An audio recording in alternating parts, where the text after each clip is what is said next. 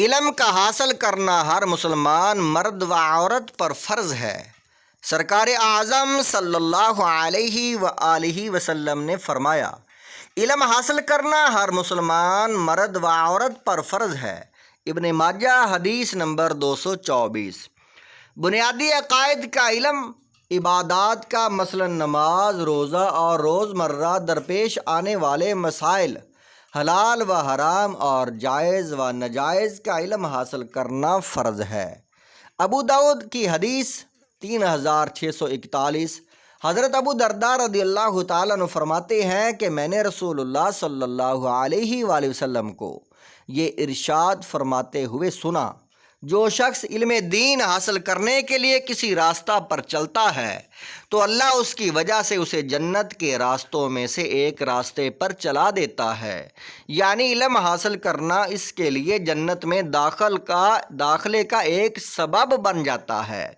فرشتے طالب علم کی خوشنودی کے لیے اپنے پروں کو بچھا دیتے ہیں۔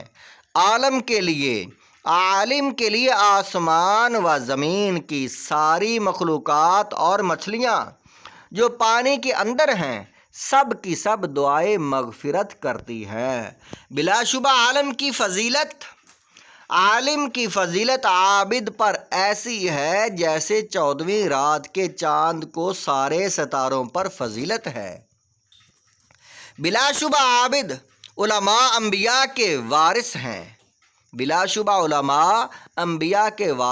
لہذا جس شخص نے علم دین حاصل کیا اس نے اس میراث میں سے بھرپور حصہ لیا۔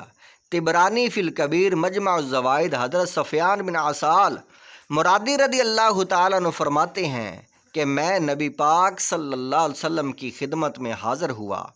آپ اس وقت اپنی سرخ داڑھیوں والی چادر پر ٹیک لگائے تشریف فرما تھے۔ میں نے عرض کیا، یا رسول اللہ، میں علم حاصل کرنے آیا ہوں۔ نبی پاک صلی اللہ علیہ وسلم نے ارشاد فرمایا، طالب علم کو خوش آمدید ہو۔ طالب علم کو فرشتے اپنے پروں سے گھیر لیتے ہیں اور پھر اس کثرت سے آ کر اوپر تلے جمع ہوتے رہتے ہیں کہ آسمان تک پہنچ جاتے ہیں، اور وہ اس علم کی محبت کی وجہ سے ایسا کرتے ہیں جس کو یہ طالب علم حاصل کر رہا ہے۔ طبرانی فی الکبیر، مجمع الزوائد میں حدیث ہے۔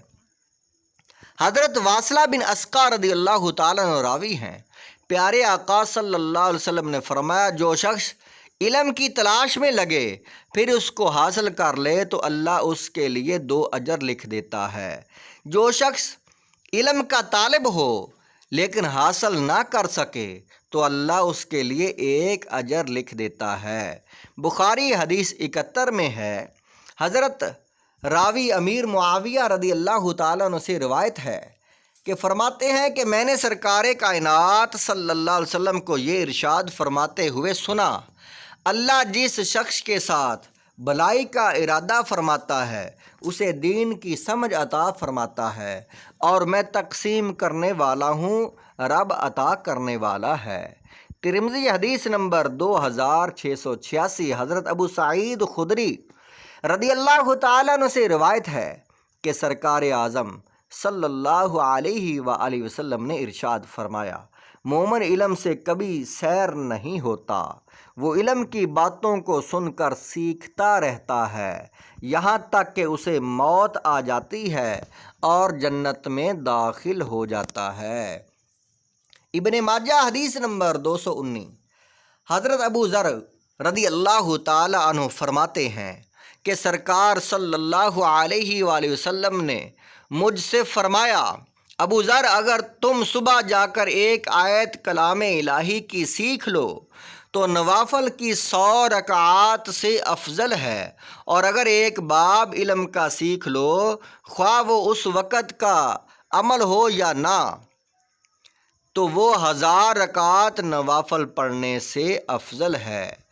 طبرانی فی الکبیر، مجمع الزوائد۔ حضرت ابو امامہ رضی اللہ تعالیٰ عنہ سے روایت ہے کہ رسول پاک صلی اللہ علیہ وسلم نے فرمایا، جو شخص خیر کی بات سیکھنے یا سکھانے ہی کی غرض کے ساتھ مسجد جائے تو اس کا ثواب اس حاجی کے ثواب کی طرح ہے جس کا حج کامل ہو۔